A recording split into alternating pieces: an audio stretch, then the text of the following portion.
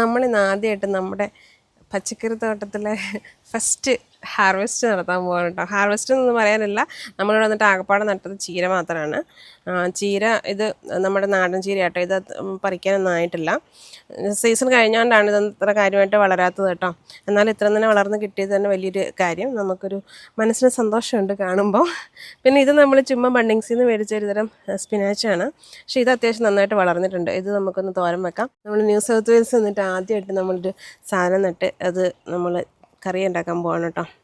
കറിയല്ല, തോരൻ. അപ്പോൾ അതൊരു ഭയങ്കര സന്തോഷമല്ലേ, നമ്മൾ സ്വന്തമായിട്ട് നട്ട് ഉണ്ടാക്കിയ സാധനം എടുത്ത് കറി വെക്കുമ്പോൾ. ഇപ്പം ഇത് മുഴുവൻ എടുത്തേക്കാന്ന് വിചാരിക്കുന്നത്, കാരണം ഇപ്പം മഴക്കാലമൊക്കെ തുടങ്ങുകയാണ്. ഇത് നമുക്ക് ഒരു തോരൻ വെക്കാനുള്ളതുണ്ടാവും അല്ലേ.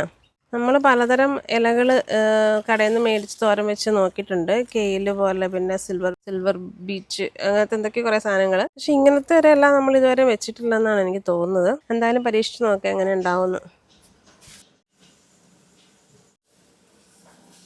ഇതാ നമ്മുടെ സ്വന്തം തോരൻ,